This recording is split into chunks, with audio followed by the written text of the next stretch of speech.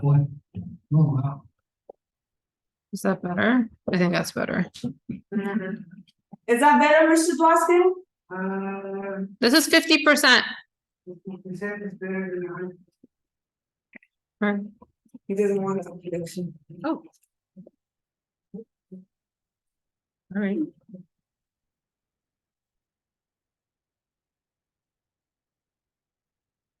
Didn't Don show us how to do it? Yeah, but this was already on when I came in. He has set it up. What? Is this ever loud? So, hi, everybody. Good afternoon. Thank you for coming on such a kind of miserable looking day. My subject today is about the most important event, I would say, that's affecting us, the world, today, continuing on from last year, 2022. And President Biden made a speech today at the United Nations talking about the Ukraine war. And I think it's worth our while to sort of catch up on this subject because it's the kind of thing that nowadays affects everybody.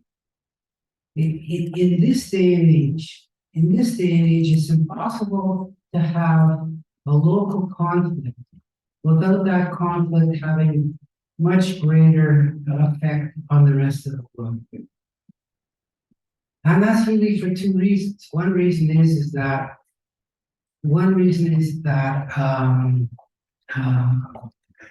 no matter what, a conflict like that draws in supporters and opponents from all sides.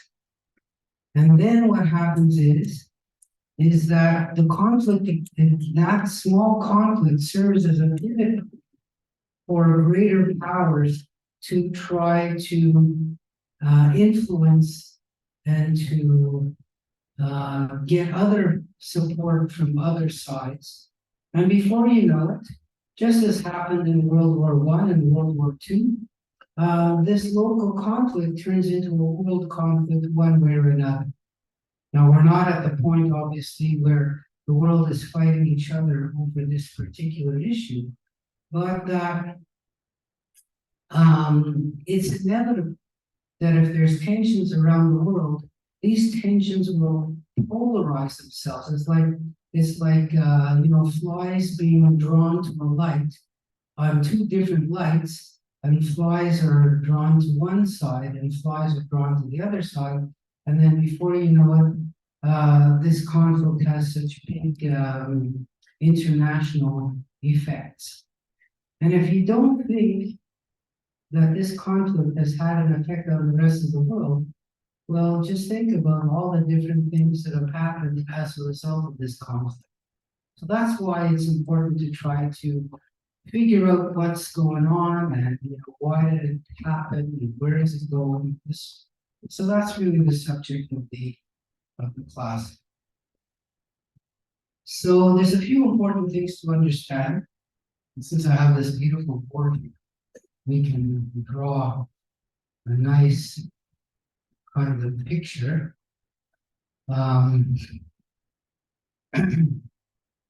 Nice kind of picture of it. So let's pretend that this is the Ukraine over here.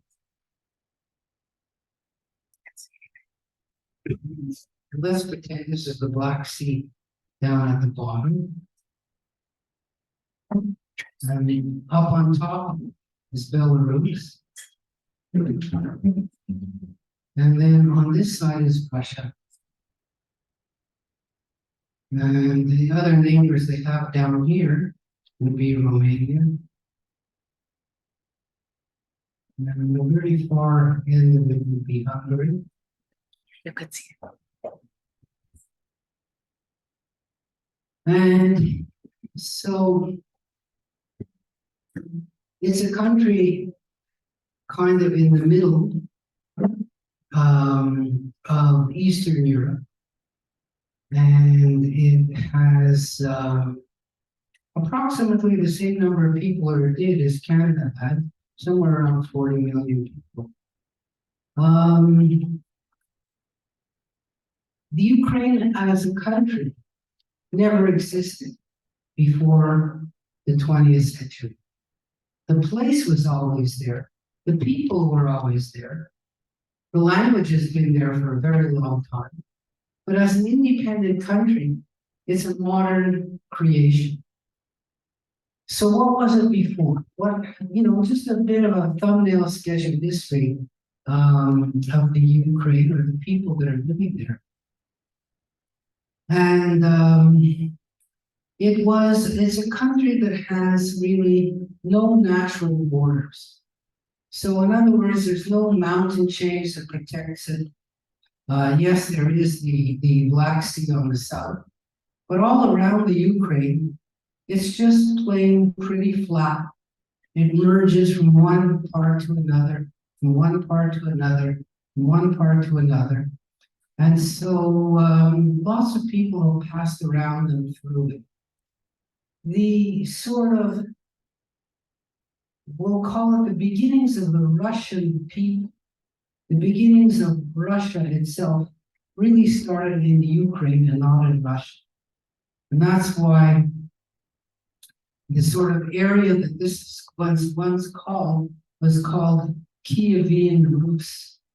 So in other words, the Russia around Kiev. Kiev is the capital around here. We used to call it Kiev, now that's the Russian pronunciation. Now it's Kiev, which is the Ukrainian pronunciation. But somewhere around around 900 AD, Christianity came to this area. So beforehand, there were Slavic peoples who had moved here. There was an incursion from the Vikings that came down from the north.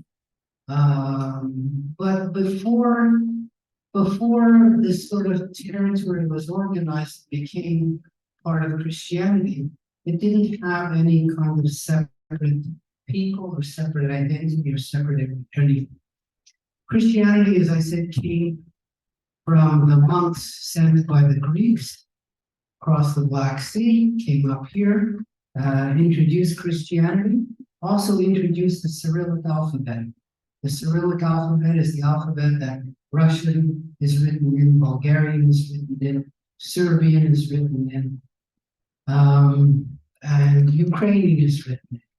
So they all share this kind of common Orthodox background, Orthodox Christian background, and that's when the state started to take hold. The major powers that ruled the Ukraine were mainly the Poles. So Poland is the next biggest neighbor over here. And Poland at one time ruled all of the Ukraine. And then Poles and Lithuanians together, they formed a union, the United States. And the Poles and Lithuanians together controlled most of the Ukraine. Now, first important thing to understand that the Poles were Catholics and the Ukrainians were mainly Orthodox. So when Poland controlled the Ukraine, they introduced Catholicism to the Ukraine. And some of the Ukrainians, especially the west part of the country, converted it into Catholicism. And that connection between the two groups, between the two religions, was there, as part of Ukrainian history from then until, the 20th century. Jews came to live in the Ukraine as part of the drift moving from the west to the east. The King of Poland invited the Jews to come live there and build up their build up his state and contribute to his well-being.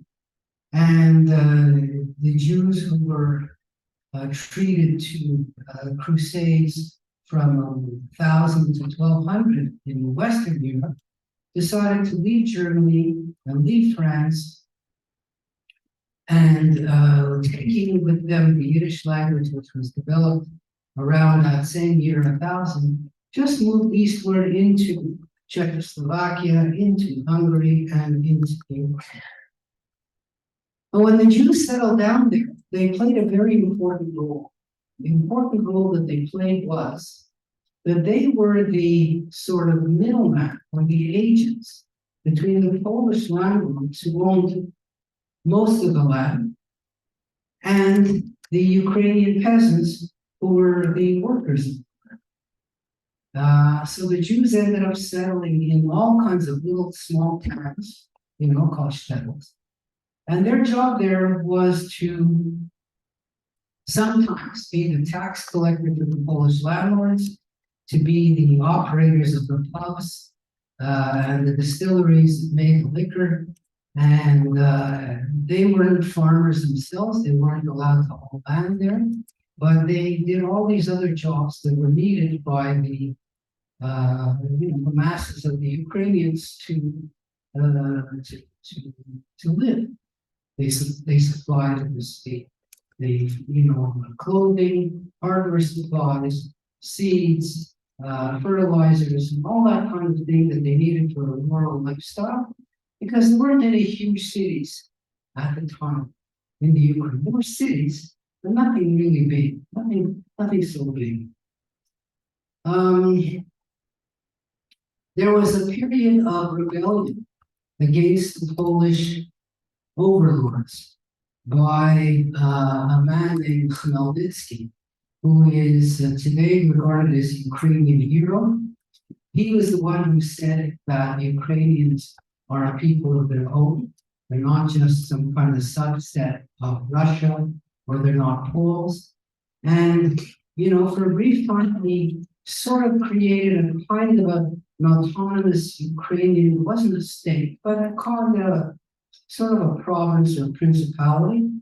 The Cossacks were people who were of Ukrainian origin, and these were the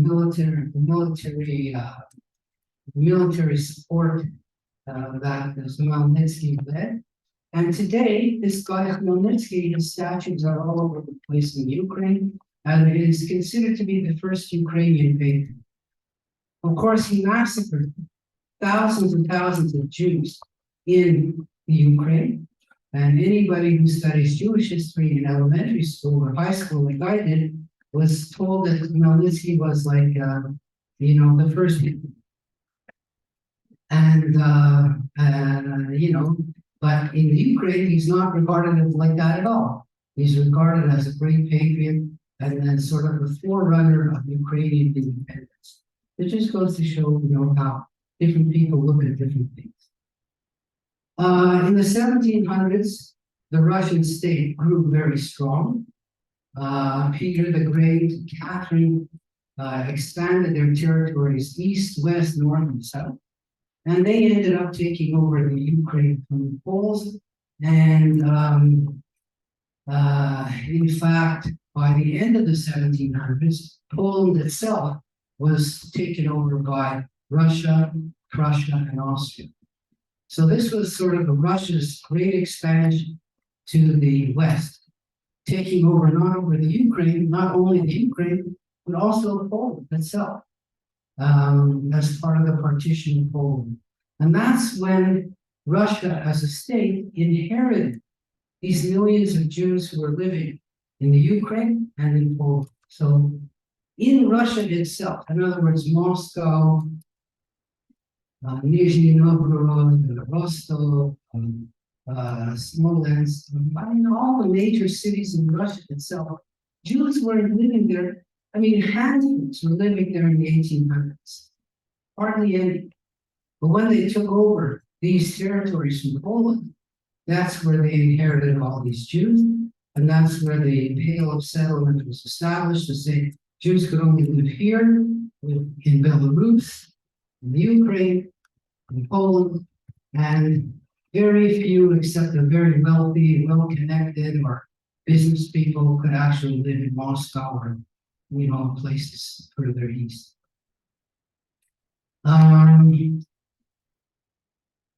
So, the communists, established their revolution in 1917. They took over the whole country. And what did the communists do to win support of the people who they ruled over? Remember that the communist revolution was not something that was supported by masses of people in Russia. It was a kind of we'll call it a well-organized revolution led by an organized and educated group of people, but they didn't have the support of the whole country. And in fact, the communist revolution in a certain way lasted really until 1923. From 1917 to 1923 was the time that they defeated the very last opponents of that revolution.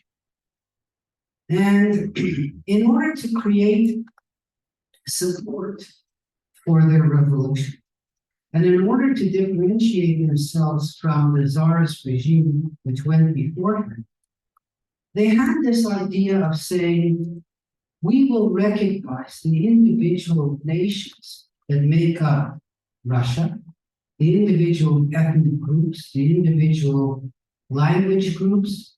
We will recognize them. We will support them. We will support their cultures in order to say that the Soviet Union is a union of all kinds of different people living in that same country. That was their idea.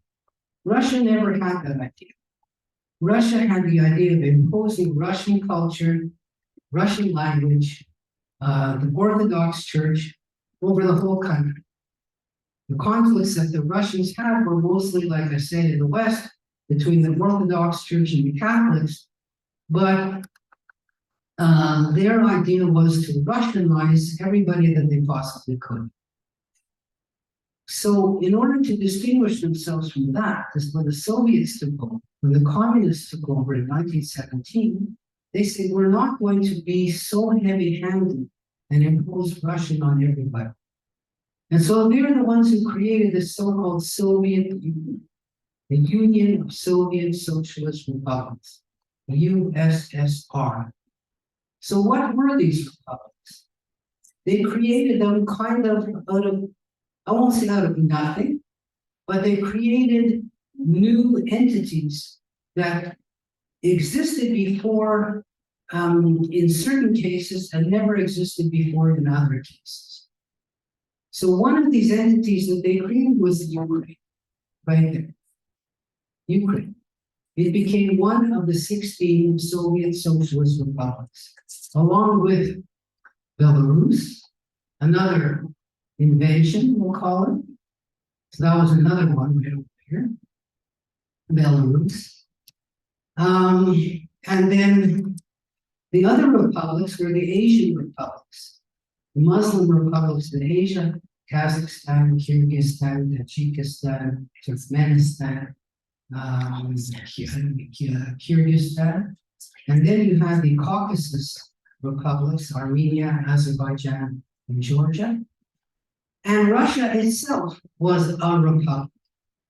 So Russia had this kind of dual role as being a republic as part of the Soviet Union, but also the most important and largest in size and largest in population republic, whose capital city, Moscow, was also the capital of the whole Soviet Union. The capital of Ukraine was Kiev, the capital of Belarus is Minsk, and that's how they got the Union of Soviet Socialist Republics. Now, Stalin, who really was the foremost leader of that country from 1924 to 1953, So for 30 years, Stalin ruled. He had a kind of he had a special strategy in creating these republics. And he wanted to make sure that there were minorities in different republics of the adjacent majority. So what he wanted to do is to make sure there would be no separatist movements going around in the Soviet Union. So how he did it was he made sure, for example, like we'll talk about it maybe later on, that in Azerbaijan there would be a big Armenian minority. In Uzbekistan there would be a big Kyrgyz minority. In Kazakhstan there would be a big Russian minority. So he made sure there were, by drawing the boundaries in certain ways, that there would be big minorities in every republic to make sure that there wouldn't be a kind of a separatist movement in each republic. Now, the other thing that he found so when communism took over in the Soviet Union and in Ukraine in particular, the biggest opponents of this system were who? Who do you think were the biggest opponents of communism in the first 10, 15 odd years? As a group of people. Exactly. Very good answer. The correct answer. The people who own property. You know, the communist system said all property is owned by the state. But, you know, before they arrived, all the property was owned by the, you know, by the landowners. Now, you know, these landowners were asked to give up their land, in essence, without much compensation. In fact, their land was taken without compensation. So these people, what happened to them was either they were killed or they were exiled from their own land and sent someplace else. So they couldn't marshal local people to rebel against the communists. In Ukraine, the opposition was particularly strong to this collectivization campaign that was imposed by the Soviet Union, again, not right away, because they wanted to make sure that their revolution would succeed. But over time, within the first 10 years, gradually they took away all the land from the landowners and they turned them into sort of communal type farms, kolkhozes. There are a few different names for them, but they were essentially state-owned farms where the peasants who were working there before became employees of the state. And then the state said, well, they sent administrators to tell the farmers what to plant and how much to produce. In the 1920s and the 30s especially, there were some bad harvests, there was depression, and Stalin's idea was to make sure that Moscow and the other Russian cities were well fed. And what he did was he increased the quotas that the Ukrainians had to produce in order to feed Russia. The Ukraine is called the breadbasket of the Soviet Union, it used to be called that. The land is so fertile, the land is so easy to work. The climate is half decent. And it was the biggest wheat producer in the Soviet Union. So the agents of the Soviet Union took away all the production that the Ukrainians had and sent it into Russia itself, leaving a famine to take place in the Ukraine, which lasted about 10 years. Now, some people say that this famine was introduced on purpose by Stalin in order to subdue the Ukrainians and to subdue any Ukrainian national feeling. So that's one theory. The other theory is simply that The other theory is that it wasn't done in a sort of specifically anti-Ukrainian way. It's just that Russia needed food, and where the food was the Ukraine, and that's where they got it. So, you know, there are two shades of the same events, call it like that. In any case, it took the communists about 10 years to completely consolidate their rule, which they did, by brutally either killing or exiling all their opponents. So that didn't, that sort of brutality has quick results, as we've seen in many places in the world. And all opposition to communist rule pretty well everybody was by the end of the 20s, because Stalin took over in the early 20s, and his brutality more or less, defeated all his opponents. People that he didn't like, especially people who he didn't like, he dealt with them as a group. So, for example, we're going to talk now about the Ukraine.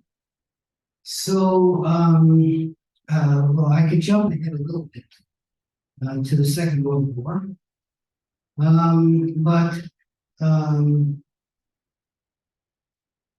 Yeah, so let's talk about that. So when the Second World War came in 1939, Hitler and the Soviets signed a treaty. The treaties didn't say we're going to go to war with you.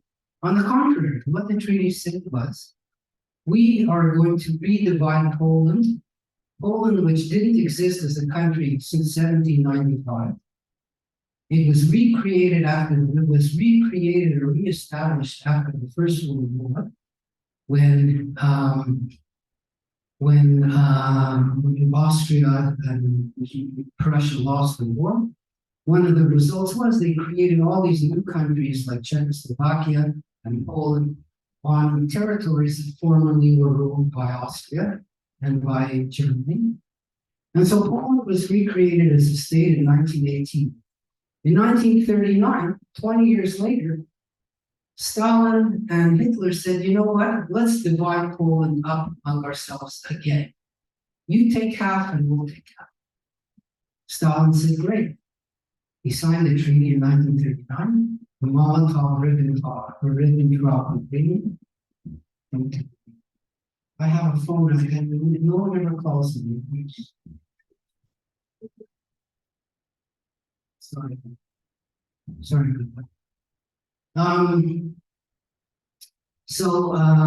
he signed this agreement, and Stalin figured, great, hey, I don't care if he's a dictator, I don't care if he's anti-Semitic, I'm getting half the Poland. And they did do that. So the Soviets did move into the eastern part of Poland. But in 1941, for reasons which are completely unexplainable, Hitler decided to conquer Russia. Now, one of the reasons why he embarked on this campaign was to reach oil reserves that were in Iraq, which you would have to get to via Russia, because there weren't, he was already at war against Western Europe for 2 years. Germany had no oil reserves of its own. Romania had some oil, but not enough. And where was the next closest oil that he could get his hands on was in Iraq, which he would have to get through by going around here and coming down that way. And so he went ahead, invaded Russia. Before he got to Russia, of course, he came into the Ukraine. Now, in the Ukraine, there were people who said, you know what, this is our chance to establish our independence from the Soviet Union.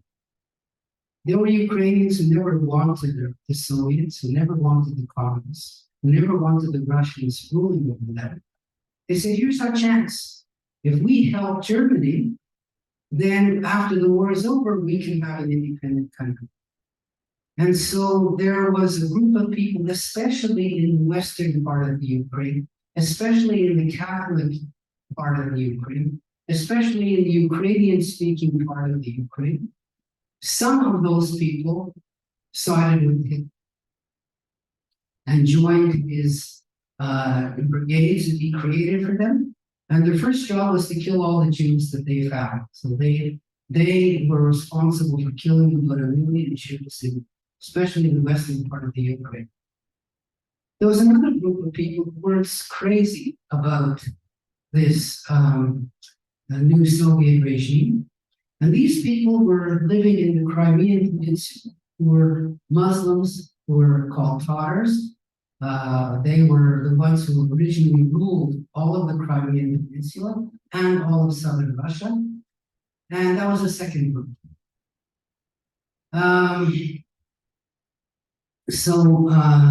In the middle, so of course, Russia resisted very heroically this German invasion. It cost the Soviet Union 27 million people who were killed in the war. The Germans got through the Ukraine, and all the way into Russia, far east, as far as Stalingrad, which is on the Volga River. So they penetrated that far. In the north, they came up and surrounded Leningrad, which is the second biggest city in the country. They got kind of close to Moscow, but not right in Moscow. And that's as far east as the Germans got. And, they were pushed back by the Russians starting in 1940.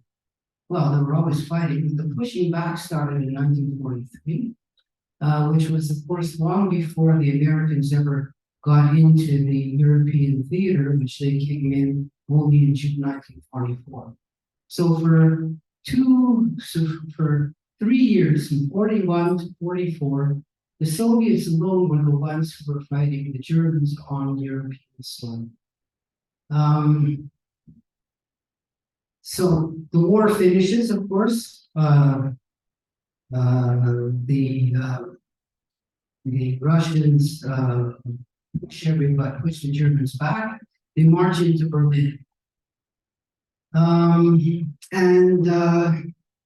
In the meantime, the Russians took over the 3 Baltic republics up there, Latvia, Lithuania, and Estonia, which were independent between the 2 wars, and made them part of the Soviet Union also.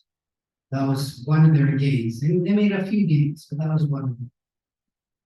Meanwhile, these poor Tatars who were down here, Stalin took an extreme dislike to them, and he exiled more than 3/4 of them out to Siberia as a group. They just got rounded up and sent off because he didn't like them. The people he did like were Georgians. Georgia was where he was born. He himself was a Georgian or half Georgian.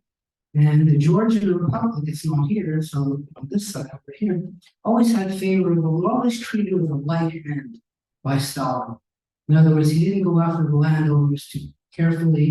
He allowed them to produce wine and alcohol and sort of ship it to all the rest of the Soviet Union.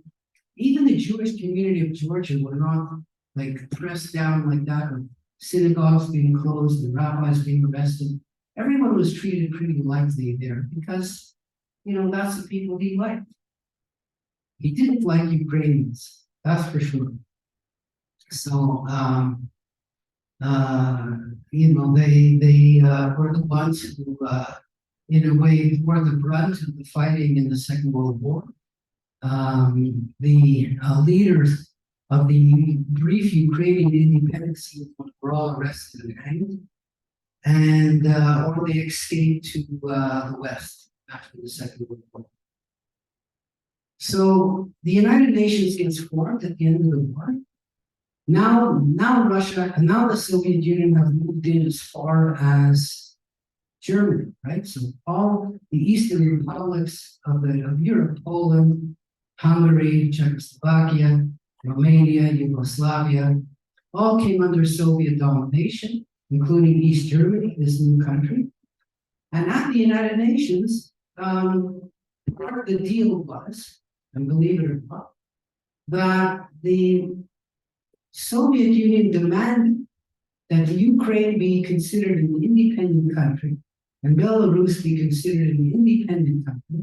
And those three countries together, Russia, we'll say the Soviet Union, Belarus, and Ukraine, each got seats in the United Nations in the General Assembly. So it was, in a certain sense, the Soviet Union that created this so-called fiction of an independent Ukraine, which later became an independent Ukraine once the Soviet Union collapsed. So fast forward to 1991, the Soviet Union collapses. All the 16 republics eventually declare independence from Russia, from the Soviet Union. The last ones to hang in there were Ukraine and Belarus, because they were the ones that felt closest culturally, linguistically, religiously to Russia itself. So Russia wanted to try to make a kind of a trio of these three countries together, and it didn't last. It didn't last because the sort of if all the other countries are leaving and becoming independent, why should Belarus and Ukraine stay with Russia? So they also split up. So that's how the Ukraine became an independent country. Its only independence came in 1991. So it never was an independent place before that. Despite 1,000 years of history. So Ukraine becomes independent, along with all those other republics. And it sets about starting its own life, that kind of thing. Heavily influenced by Russia. They had a bunch of elections, they had a bunch of corrupt leaders who took over one after another. They always play this dance, this very kind of dance of trying to stay on the good side of Russia on one hand, and to open up ties with the West on the other. And this was the fundamental crisis, or the fundamental conflict that engaged Ukraine for the time of its independence. Who should we go to? Who should we rely on? Russia or the West? Now, one thing that's important to understand is that the Ukraine as it was, not as it is now, but as it was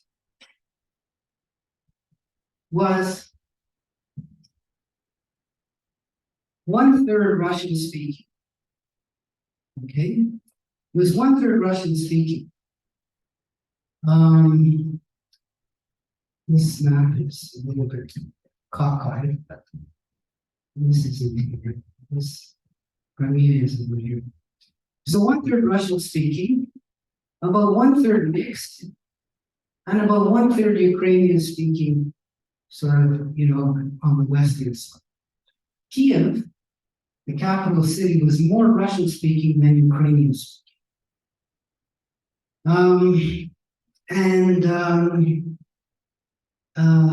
In elections that were held, in democratic elections that were held, the Russian-speaking areas of the country, which are called the Donbass, which is the industrial heartland, the steel-producing part of Russia, of the Ukraine, the coal mining part of the Ukraine.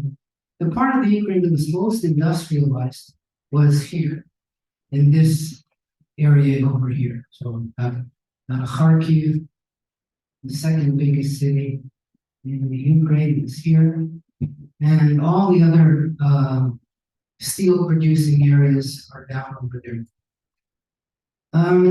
One thing that happened that was notable, after Stalin died, who took over after Stalin died? right, Khrushchev. In 1954, a year after Stalin died, Khrushchev made a kind of a bizarre decision. And the decision was to give the Crimean Peninsula to the Ukraine, to make the Crimean part of the Ukraine, which it never was before. The people who lived in Crimea were Russian-speaking in the main, with a minority of Tartars who were still left over there from the old days, and a mixture of all kinds of other dribs and drabs. Greek people, Jewish people, and even the Karaite sect of Judaism. They all had a presence there in the Crimean Peninsula in the olden days. Why did Khrushchev want to give Crimea to the Ukraine? It's still a bit of a mystery. The official reason was it was to mark 300 years of union between Ukraine and Russia. But like I said, Ukraine was never independent, so there was no union. But 300 years ago, Khmelnytsky was in 1650, so he's the one who created this kind of semi-independent region, and it was united with Russia at that time. So there was never a referendum, there was never, local consultation, obviously, but the Crimea became part of the Ukraine. But remember, all of this was dominated by Moscow. So even though there were 16 republics, there were, but all of them were run from Moscow through agents sent from Moscow into different places to run the place. There was no elections, there was no local leadership, there was picked by the people. It was a communist dictatorship.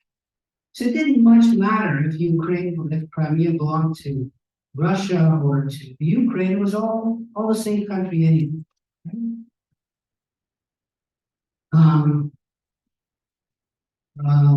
So independence comes, and the more Russia tried to push on Ukraine, the more Ukraine decided that they wanted to be more aligned with the West. And this is what led to the first Ukraine-Russia war. So it happened in 2014. In 2014, Ukraine signed an agreement with the European Union saying, we want to be part of the European Union. Russia took that as a tremendous threat.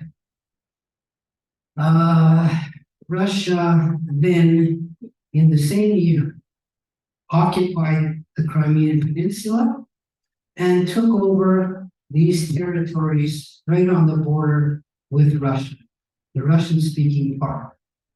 What the Russians did was they encouraged local volunteers to rebel against Ukraine, but these local volunteers were actually Russians wearing fake uniforms as if to be local people, but they were Russian troops. And they're the ones who took over this territory over here.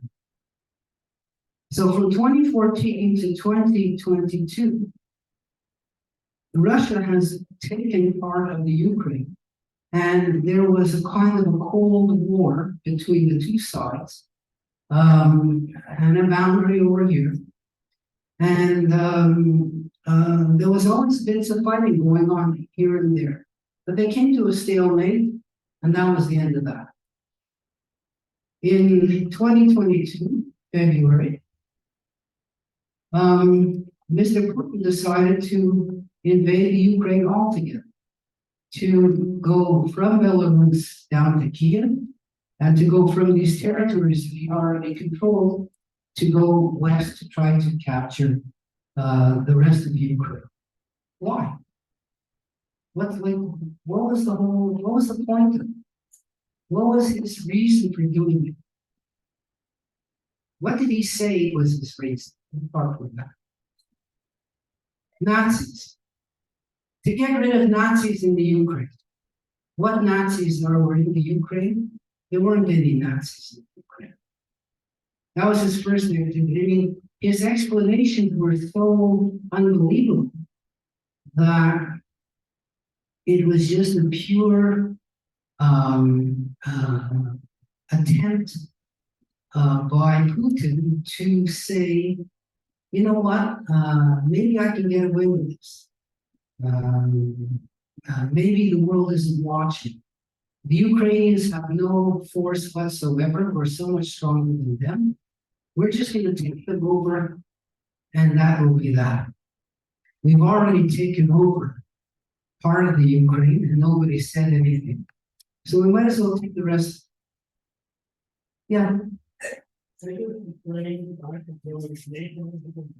No, they didn't try. Like I said, what they did was they said that they were interested in, first of all, joining the European Union, or they were interested in applying to join the European Union. It takes a lot of steps to make it to get that far. And yes, they also said that they were interested in maybe not joining NATO, but somehow, having more Western influence in the country. They knew that if they said we want to join NATO, that Russia would be completely, bowled over by that. So they never outwardly said we're joining NATO. But what they said is we want to get closer to the West, to Western Europe, because Western Europe was a big economic engine, and Russia wasn't. So that was the thinking. That was the thinking of the Western-leaning politicians in the Ukraine at the time. And they did have democratic elections, and the Western-leaning party won the elections. And it wasn't Mr. Zelensky. First it was Mr. Poroshenko, who was there in 2014, and that was that. So they panicked, Russia panicked, and that's what the result was. Mr. Zelensky took over the government in another free election, where the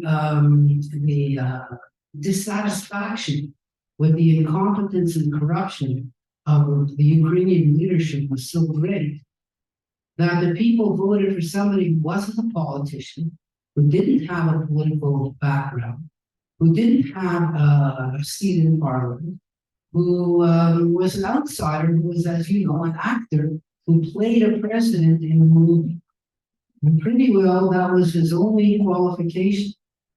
But he wasn't any of the others. So that's why they elected him.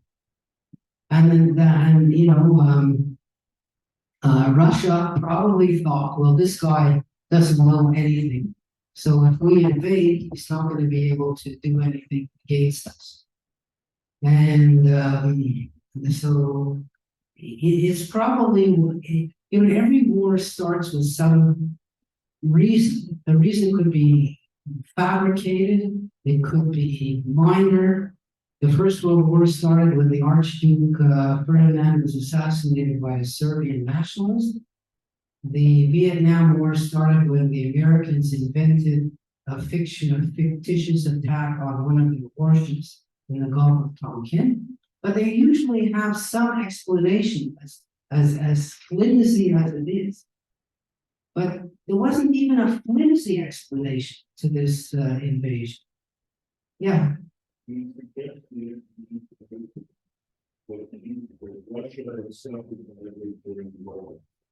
And there was Putin was looking for people's attention away from what he did. And capturing Ukraine is ill-prepared, poorly run, lacking a violent president country would take away people's attention and would allow them to say, look at again what I've done to this. Yeah, that's a very good logical explanation. He's welcome. He had already been in power for 10 odd years, and he was wearing out his welcome. Let's put it like that. Russia did experience a huge growth in their capita income and their prosperity from the bottom after the Soviet Union collapsed. The 1990s were a terrible time in the Soviet Union. Everything fell apart. And there was no real plan, there was no idea of how to remake Russia into a modern sort of Western country. Things just happened on their own. As you know, all these autocrats and oligarchs ended up stealing the property of the state and making it their own and becoming rich as a result of that. Boris Yeltsin, the first prime minister, was an incompetent drug. And Putin ended up taking over somewhere around 2000, put some order into the country. And, you know, then the economy grew tremendously.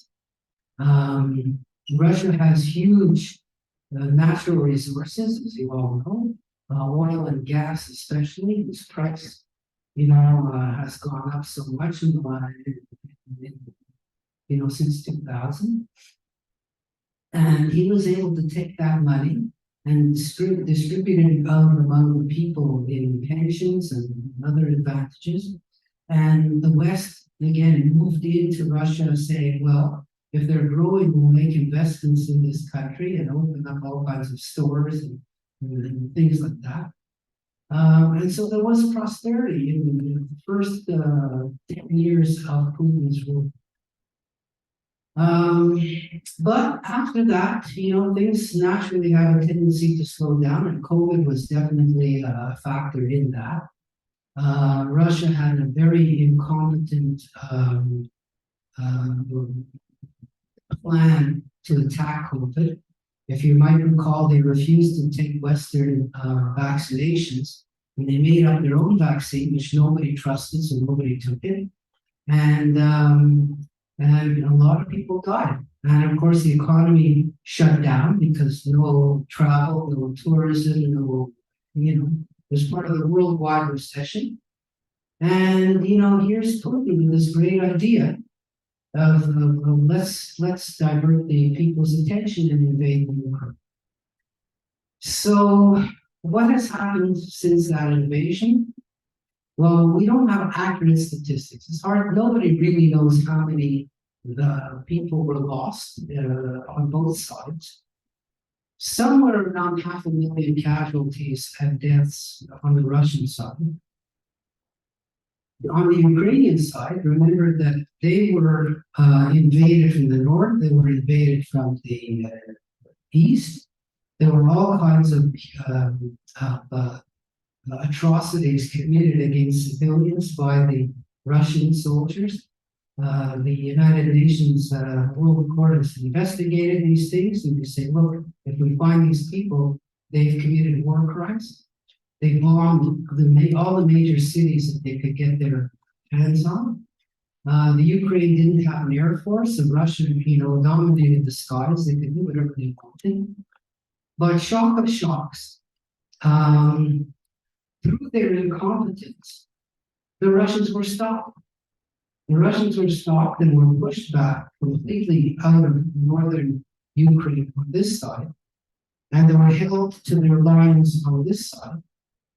And they did capture what they call one provincial capital, Kherson, down over here, and they sort of ran out of gas.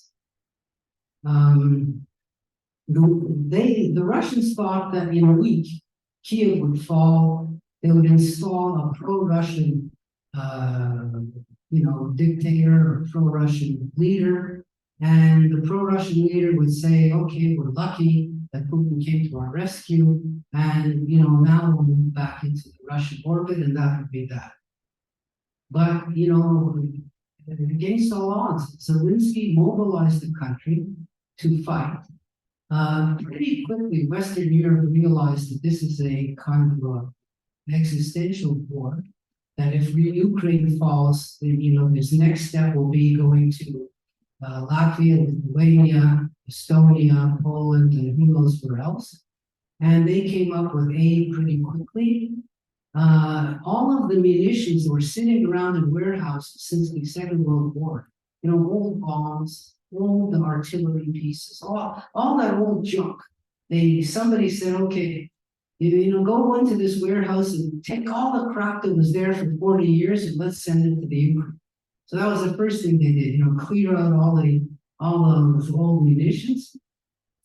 And then, as the Ukrainians proved strong against the Russians, then people said, you know what, we better start taking this seriously and sending the Ukraine more modern weapons and more effective weapons. And around the world, the West has spent billions and billions of dollars in supporting the Ukraine. But one of the results of the war is that somewhere around a fifth of the Ukrainian population left the country, especially women and families. And the men were not allowed to leave. Men over, I think, age 20 or something like that, from 20 to 50, 20 to 40, I don't remember which, but the men were not allowed to leave, but women did leave with their families. And amazingly enough, they were welcomed in all the countries that they went to. They went to Poland especially, some went to Hungary, some went to this small border over here, Slovakia. I didn't write this down, but between Hungary and Poland and Slovakia is further down this way, but then they went to Romania. They came to the United States, they came to Canada, they came to Israel. Wherever they could get themselves out, when they had convictions, they came. And they were well received because they were legitimate refugees. They weren't out there looking to sponge off the economies. They were really forced out of their homes. And that's the situation until today. In Russia, the results were, of course, that there was a lot of people who opposed the war in Russia. They said this is a crazy idea. But these were the same people who were liberal opponents of Putin. And he just gradually closed the vice and said anybody who's against the war or against me is a traitor to the country and will be arrested. And they arrested some people. And that caused a flight of somewhere around 500,000 people left Russia to go live elsewhere. These were all people who were middle class, people educated, people in the arts, people in universities. That whole class of people, if they had a conscience and if they had ties to the rest of the world, they left the country and went to live in some places. I mean, one of the quick results was the Western world imposed a boycott on Russia.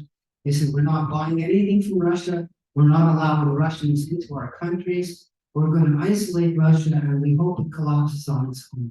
That was the economic strategy. The Western world also decided they were not going to fight against Russia.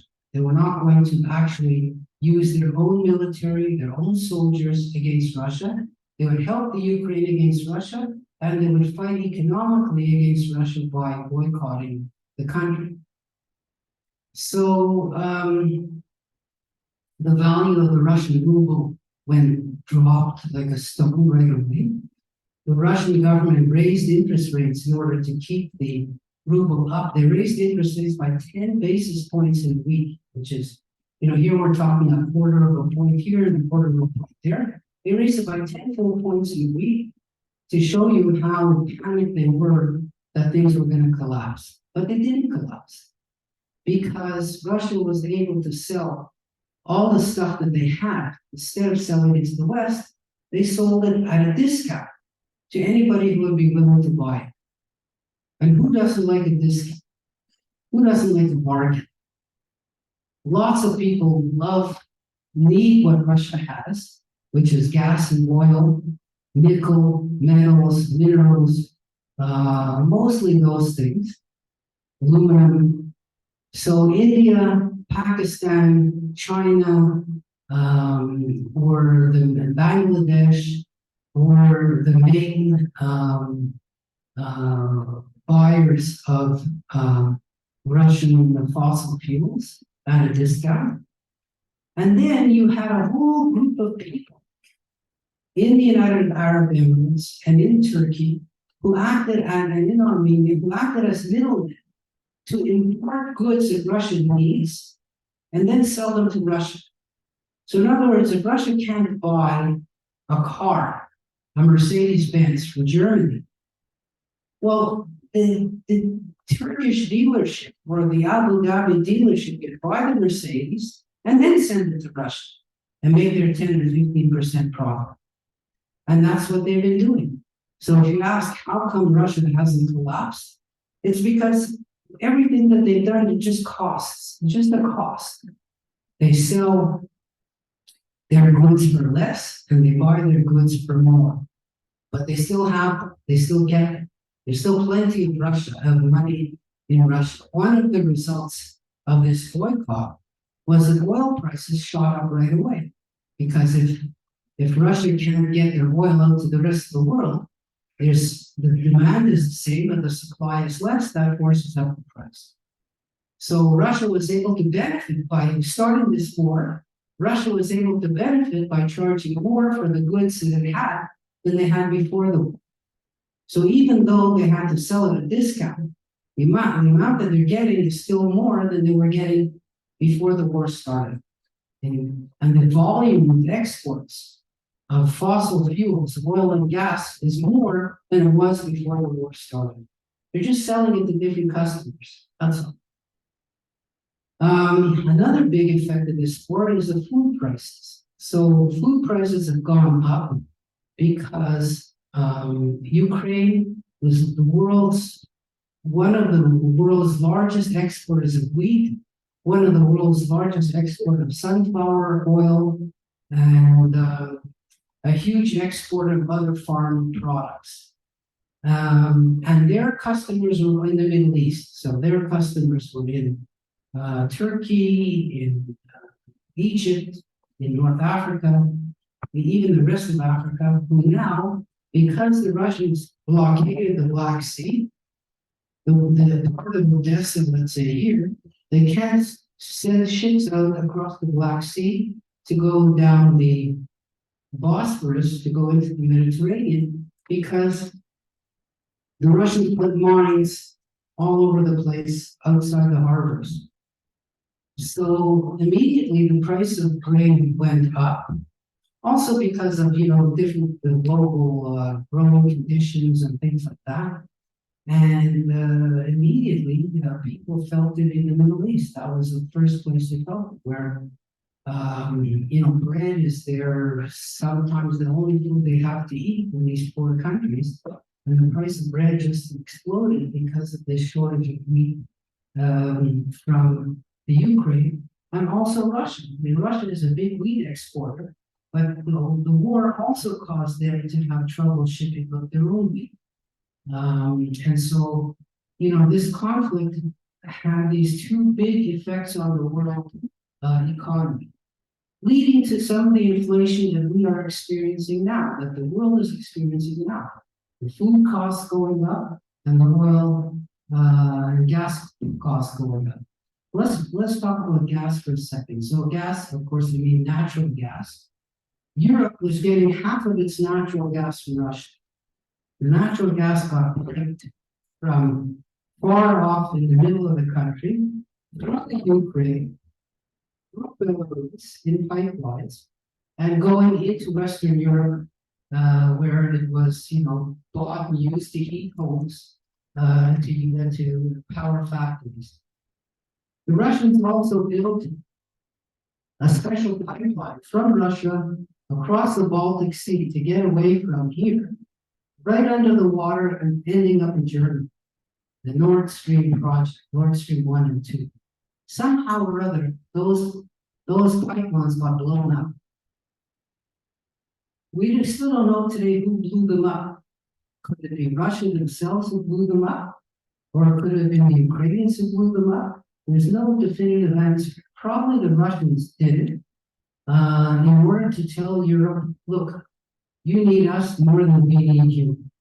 Our gas we can sell again, to Central Asia. We can sell it to Turkey, and then the Turks can do whatever they want with it, but you're not getting gas from us. And there was a fear that Western Europe was going to freeze last winter. Fortunately, it was a mild winter, number one. And then other countries producing gas, like Norway or Great Britain or Holland, decided to up their gas production. The United States increased their exports of liquefied natural gas. Algeria did the same thing. Qatar did the same thing. And lo and behold, Europe was able to get through last winter okay. Winter's coming up this time. We don't know if it's going to be a colder winter or what's going to happen, but it could be a factor this coming winter. So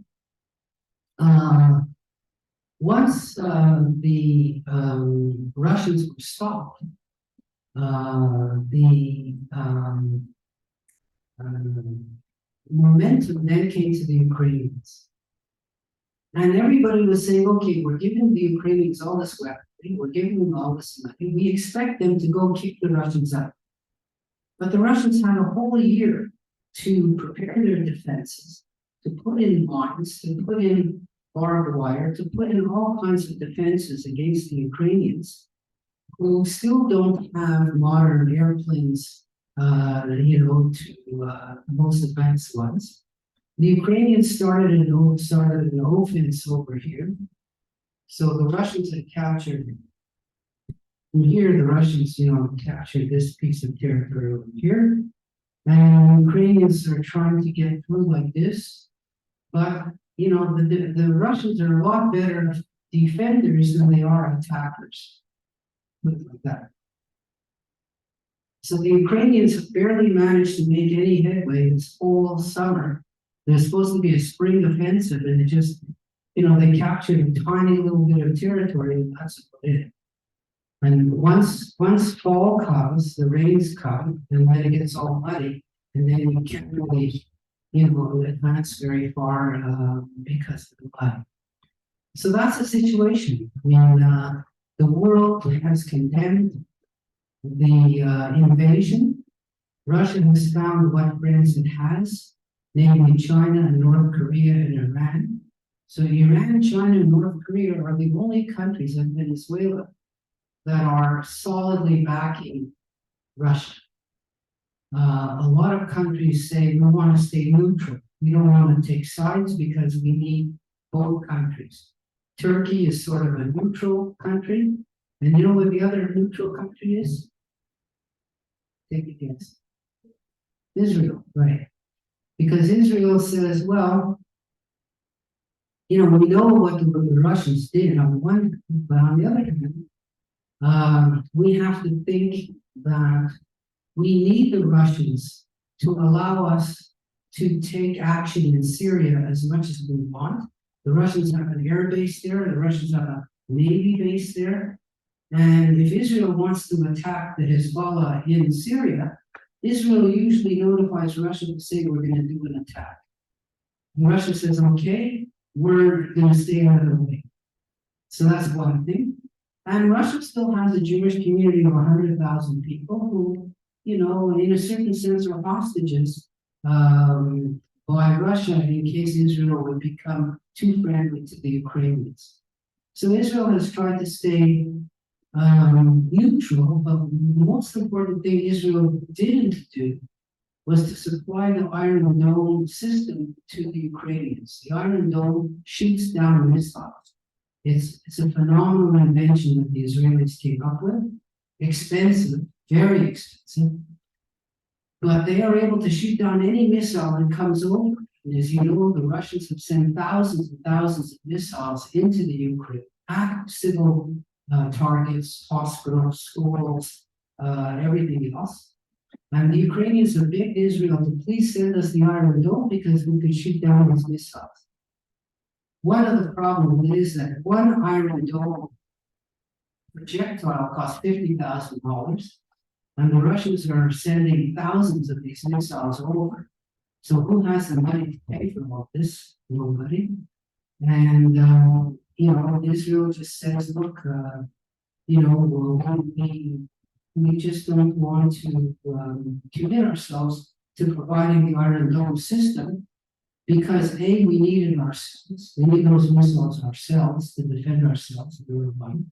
And B, we don't want the technology of this missile system to fall into the wrong hands, number two, which they could.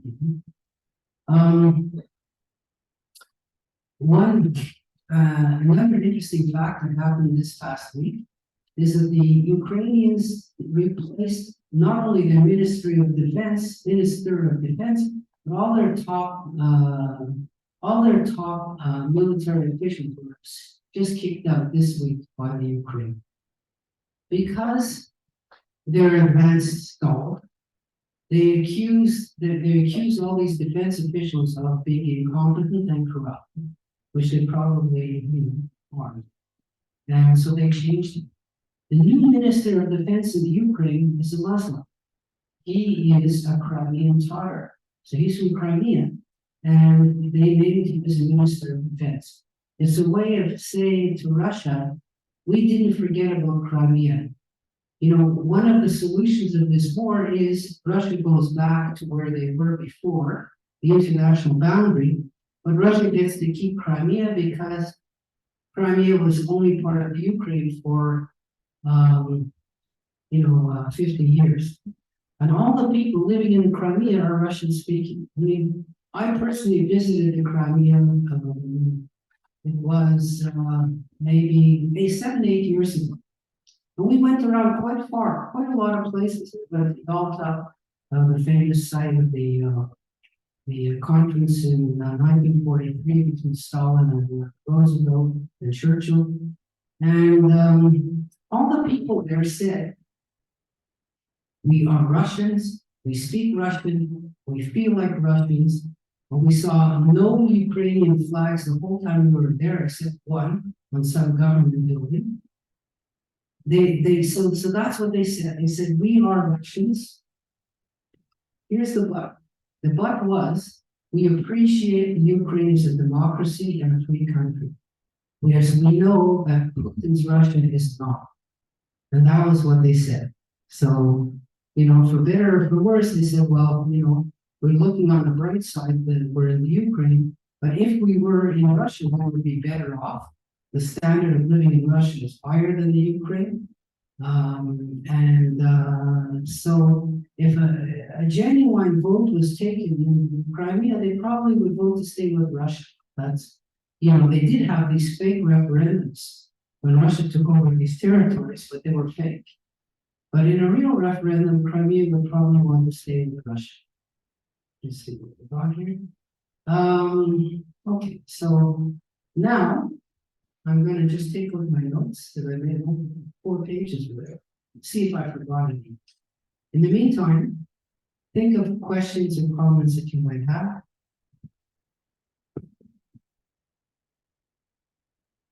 Let's see.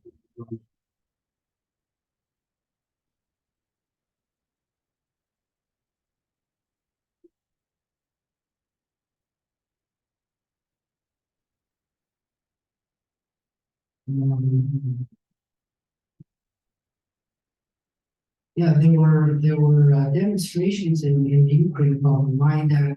It was part of the color revolution. In the beginning, in 2010s, there were these democratic revolutions that took place in the ex-Soviet Union. One was in Georgia, one was in the Ukraine. And the big fear of Putin was that this sort of real democracy would the desire for real democracy would move into Russia itself. And that's probably one of his other major motivations.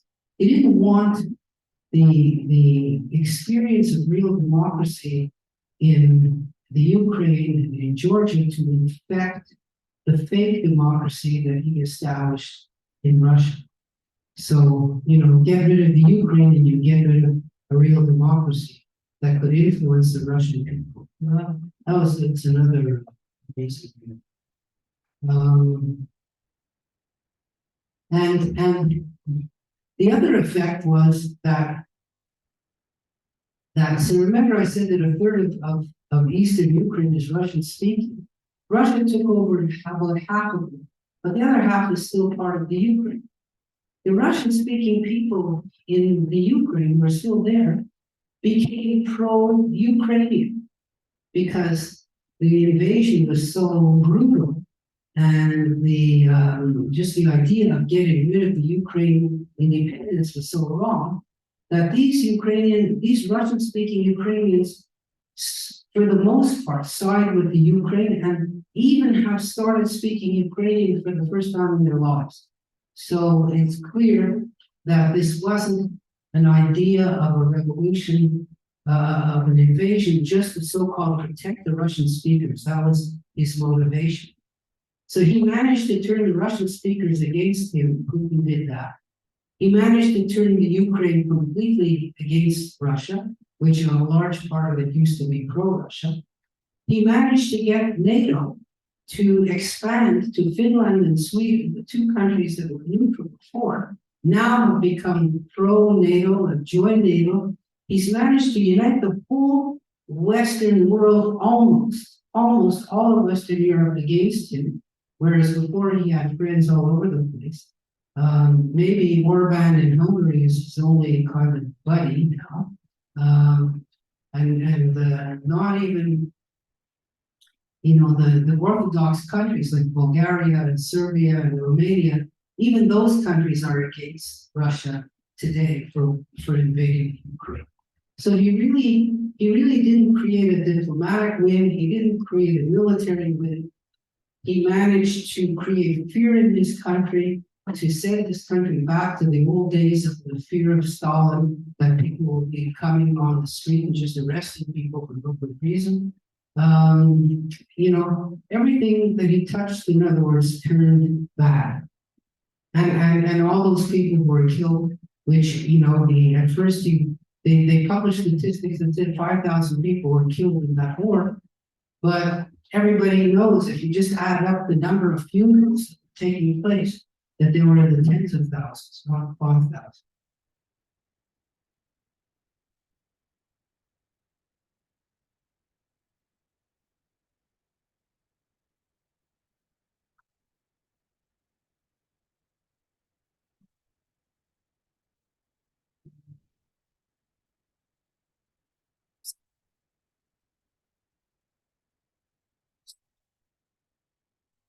Yeah, the other thing that happened is the Russian blew up this dam.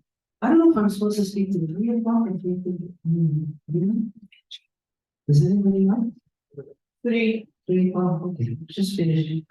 The Russians blew up a dam on the Dnieper River, which caused a whole lake that was behind it to flood.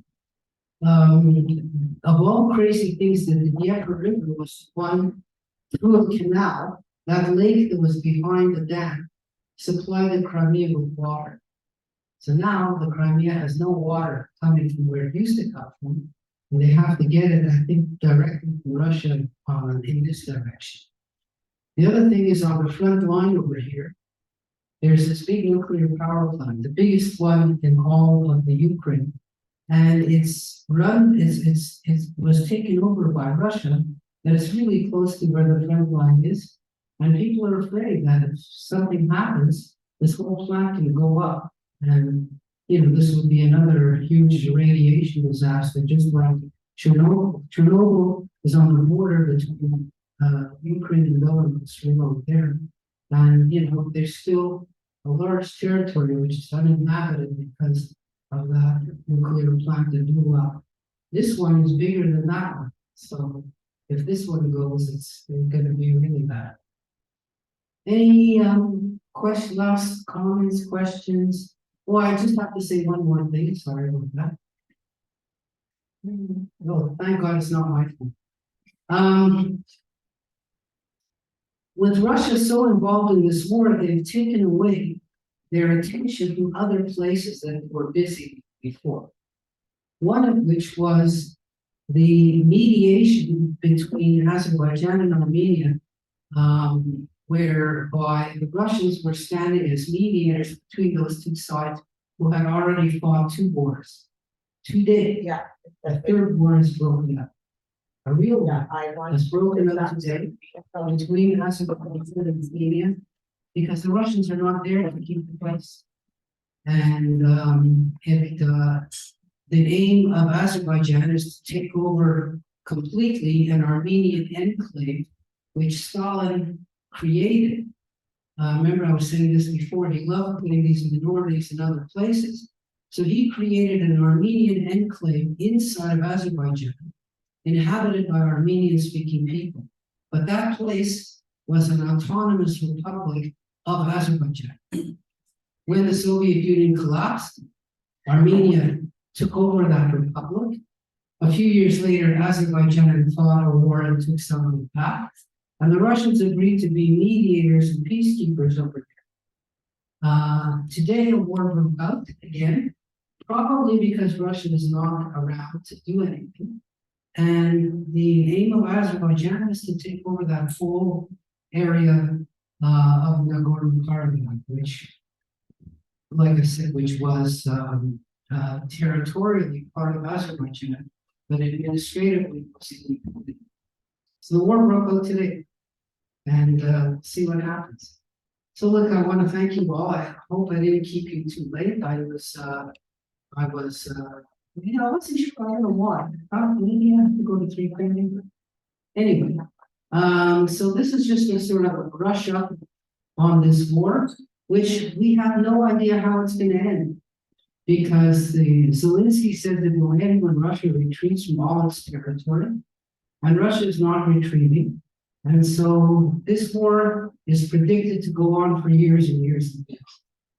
And in Biden's speech today, and Biden, he said today, he said, look, if we abandon the Ukraine, if we abandon them, they can't resist without Russia. If we abandon them, Russia moves right onto the borders of more places. And Russia can decide to take over those places. And then, so then of course they would be confronting all of NATO, because Ukraine is not in NATO.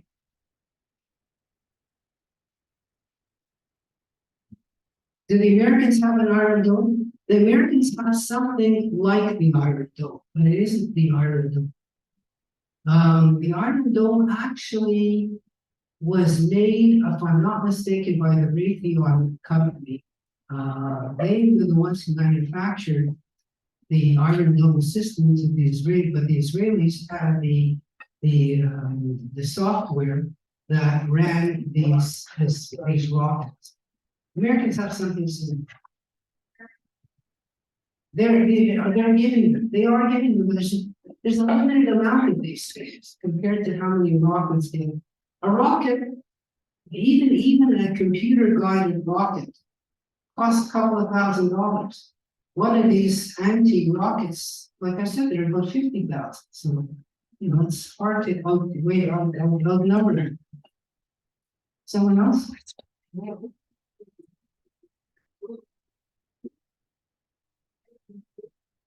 That is a half truth. So here's what it is. The United States gives Israel $4 billion a year. Israel, I think, was the largest or second largest single recipient of U.S. foreign aid. Israel is a middle-class country. They don't need U.S. money. All of the money that Israel gets, all that $4 billion, must be spent on armaments made in the U.S. So it's a kind of a make-work project for the U.S. to say, we're going to give Israel the money, but they have to spend it on our material that we manufacture at home. So Israel, do they need it? Yes and no. Can they manage without it? They certainly can, because the money is not going into the pockets of the Israelis, that's for sure.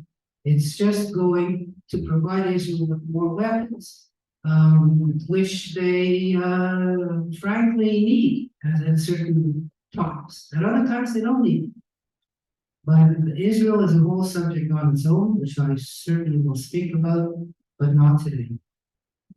So thank you all very much, and we'll see you next week. Have a good, if you're fasting, have an easy fast. And we'll see you next Tuesday.